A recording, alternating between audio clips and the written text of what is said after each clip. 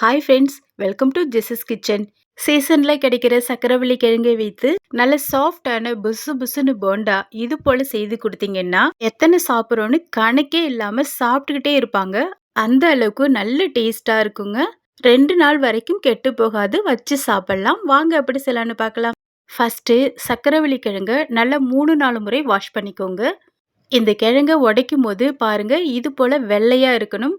அதே போல மடுக்குன்னு உடையணுங்க. அப்பதான் ஃப்ரெஷ்ஷான கிழங்குன்னு அர்த்தம். சாப்பிட்றதுக்கும் நல்லா டேஸ்டா இருக்கும். இப்ப சக்கரவள்ளி கிழங்க நம்ம ஆவியில தான் அவிக்க போறோம். அதனால இது போல ஒரு பிளேட்ல அரேஞ்ச் பண்ணிக்கோங்க. இப்ப ஒரு அகலமான பாத்திரத்துல 2 கிளாஸ் அளவு தண்ணி சேர்த்துக்கோங்க. இதுல இது போல ஒரு ஸ்டாண்டு, அப்படி இல்லைன்னா சின்ன சைஸ் பிளேட்டு கூட வச்சுக்கோங்க.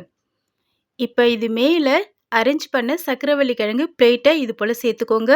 இப்ப மூடி போட்டு ஒரு 10 நிமிஷத்துக்கு இதை நல்லா வேக வச்சுக்கலாம். ரொம்ப நேரம் விட்டீங்கன்னா குழைவாயிடும். அப்புறம் உங்களுக்கு தோல் எடுக்கிறதுக்கு வராது. அதனால தான். இப்ப இது வேகிற டைம்ல ஒரு பேன் அடுப்புல வச்சுட்டு இதுல 1/2 கப்பு பொடி பண்ணின வெல்லத்தை சேர்த்துக்கோங்க. எந்த கப்பால வெல்லம் எடுக்கிறீங்களோ அதே கப்பால 1/2 கப்பு அளவுக்கு தண்ணி சேர்த்துட்டு இப்ப இது நல்லா நம்ம மிக்ஸ் பண்ணிக்கலாம். இது பாகுபதம் பார்க்கணும்னு அவசியம் இல்லைங்க. இந்த சர்க்கரைகள் நல்லா முழுமையா கரைஞ்சா போதும்.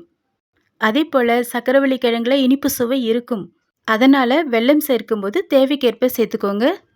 இப்ப பாருங்க, இந்த வெல்லம் எல்லாம் நல்லாவே முழுமையா கரைஞ்சிருச்சு. இப்ப அடுப்பை ஆஃப் பண்ணிக்கோங்க. இது இருக்கட்டும். இப்ப நம்ம சக்கரவள்ளி கிழங்கு வேக வச்சோம்ல, அதை ஓப்பன் பண்ணி பார்க்கலாம். பாருங்க, நல்லா பக்குவமா வெந்திருக்குது. சப்போஸ் உங்களுக்கு பார்க்க தெரியலன்னா இது போல ஒரு கத்தி வச்சு ப்ரெஸ் பண்ணுங்க. நல்லா அந்த கத்தி உள்ள போச்சுன்னா நல்லா வெந்திருக்குன்னு அர்த்தம். இப்ப இது நல்ல சூடா இருக்குங்க. அதனால இது நல்லா ஆறுன பிறகு இதனுடைய மேல் தோலை நீக்கிட்டு நல்லா குட்டி குட்டியா கட் பண்ணிக்கோங்க. இப்ப ஒரு மிக்ஸி ஜார்ல இந்த கட் பண்ணின சக்கரவள்ளி கிழங்குகளை இது போல சேர்த்துக்கோங்க. குட்டி குட்டியா கட் பண்ணும்போது தான் அரைக்கிறதுக்கு ஈஸியா இருக்கும். இப்ப 1/2 கப்பு அளவுக்கு துருவின தேங்காவை சேர்த்துக்கோங்க. நீங்க விருப்பப்பட்டா 3/4 கப்பு தேங்காய் கூட சேர்த்துக்கலாம். இப்ப இது நல்லா நம்ம அரைச்சிட்டு வந்துடலாங்க. இது கூட தண்ணி எதுவும் சேர்க்கணும்னு அவசியம் இல்லை. இப்போ ஓப்பன் பண்ணி பார்க்கலாம். பாருங்க, இது போல தான் நமக்கு இருக்கும். நல்லாவே அரைப்பட்டிருக்குது. இப்போ இது இருக்கட்டுங்க. இப்போ ஒரு மிக்சிங் பவுலில் 1 கப்பு அளவுக்கு கோதுமை மாவை சேர்த்துக்கோங்க. இது கூட 1 கப்பு கோதுமை மாவுக்கு 1/2 கப்பு அளவுக்கு ரவையை சேர்த்துக்கோங்க. வறுத்த ரவை, வறுக்காத ரவை எதுவாக இருந்தாலும் பரவாயில்ல. இப்போ இனிப்பு சுவை நல்லா கூடுதலாக தெரியறதுக்காக இது கூட ஒரு பிஞ்சு உப்பு சேர்த்துக்கோங்க. இப்போ நம்ம சேர்த்துருக்கிற பொருள் எல்லாமே நல்லா மிக்ஸ் ஆகிற மாதிரி ஸ்பூன் வைத்து நல்லா இது போல் கலந்து கொடுத்துக்கோங்க. இப்போ இது கூட வடிகட்டி வச்சு ஆல்ரெடி நம்ம கரைத்து வைத்தோம்ல அந்த வெள்ளை தண்ணியை இது போல் வடித்து சேர்த்துக்கோங்க. இது போல் வடித்து சேர்க்கும் போது தூசு மண்ணி ஏதாச்சும் இருந்தால் கூட இந்த வடிகட்டிலே வந்துடும். சப்போஸ் நல்ல சுத்தமான வெல்லமாக இருந்துச்சுன்னா நீங்கள் டைரெக்டாக கூட சேர்த்துக்கலாம். இது போல் கரைச்சி விட்டு சேர்க்கணும்னு அவசியம் இல்லை. இப்போ இது நல்லா நம்ம இது போல் மிக்ஸ் பண்ணிக்கலாங்க.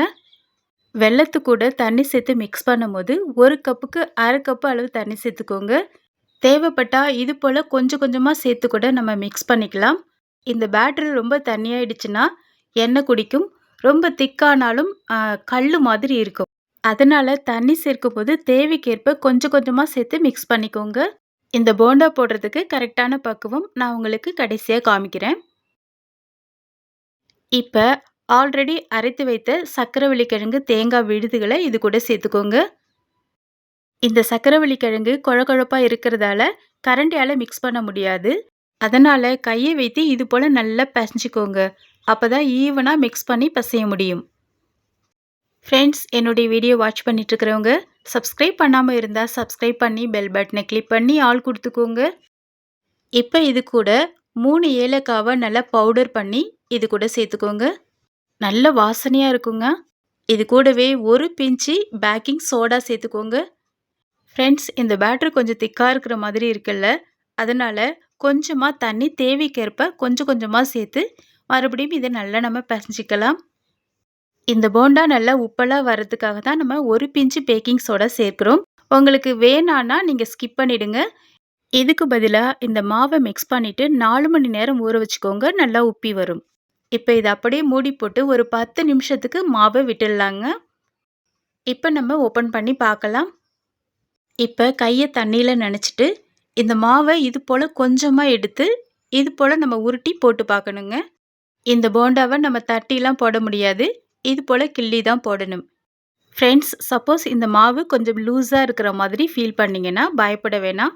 தேவைக்கேற்ப 1 ஸ்பூன் அளவுக்கு கோதுமை மாவை சேர்த்து மிக்ஸ் பண்ணிக்கோங்க. கரெக்டான பக்குவம் வந்துடும். இப்ப எண்ணெய் மிதமான ஹீட்ல இருக்குது. இப்ப இந்த மாவை கொஞ்சம் கொஞ்சமா கையால எடுத்து, இது போல கிள்ளி கிள்ளி சேர்த்துக்கோங்க. அதேபோல முக்கியமா எண்ணெய் ரொம்ப ஹீட்டா இருக்கக்கூடாதுங்க. அப்படி ஹீட்டா இருந்துச்சுன்னா, நீங்க போண்டாவ போட்ட உடனே டக்குன்னு கலர் மாறிடும். உள்ள உங்களுக்கு மாவு சரியா வேகாது. அதனால எண்ணெய் மிதமான சூட்ல தான் இருக்கணும்.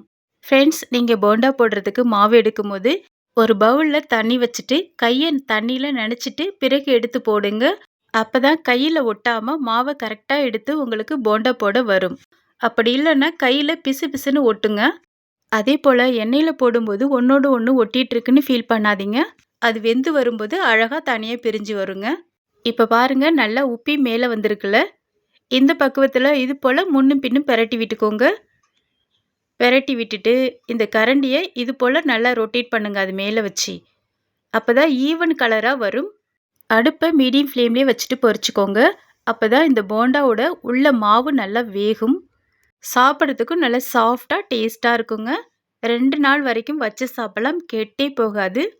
ஃப்ரெண்ட்ஸ், அதேபோல ரொம்ப தண்ணியா இருந்துச்சுன்னா, எண்ணெயில போண்டாவ போடும்போது ரொம்ப எண்ணெய் குடிக்கும். அதேபோல திக்கா மாவு இருந்தாலும், இந்த போண்டா சாப்பிடுறதுக்கு கல்லு மாதிரி இருக்கும். அதனால தேவைக்கேற்ப கொஞ்சம் கொஞ்சமா தண்ணி சேர்த்து மாவு பெசஞ்சுக்கோங்க. அப்பதான் உங்களுக்கு நல்லா சாஃப்ட்டா புசு புசுன்னு போண்டா கிடைக்கும். நல்லா இது போல மீடியம் ஃப்ளேம்ல கோல்டன் கலர் வந்த பிறகு, இத அப்படியே நம்ம ஒரு பெரிய கரண்டியால இது போல இந்த போண்டாவ எண்ணெயிலேருந்து வடிச்சு, இத அப்படியே ஒரு பிளேட்ல ட்ரான்ஸ்ஃபர் பண்ணிக்கலாங்க. பாருங்க, பார்க்கறதுக்கு நல்லா புசு புசுன்னு இருக்குல்ல. இப்ப இதே போல மீதமுள்ள மாவுகளையுமே இதே போல அடுப்ப மீடியம் ஃப்ளேம்ல வச்சுட்டு, மிதமான ஹீட்ல ஒண்ணு ஒண்ணா போட்டு முன்னும் பின்னும் இது போல நல்லா ரொட்டேட் பண்ணி, கோல்டன் கலர் வந்த பிறகு இத அப்படியே எண்ணெயிலேருந்து வடிச்சு எடுத்துக்கோங்க. சீசன்ல கிடைக்கிற சர்க்கரைவள்ளி கிழங்குல இது போல போண்டாவா செய்து குடுத்தீங்கன்னா, எத்தன சாப்பிடுறாங்கன்னு அவங்களுக்கே தெரியாது. அந்த அளவுக்கு சாப்பிட்டுக்கிட்டே இருப்பாங்க. நல்ல டேஸ்ட்டா இருக்குங்க. பாருங்க எந்த அளவுக்கு சாஃப்ட்டா இருக்குன்னுட்டு. இத சும்மாவே சாப்பிட்டுடலாம்.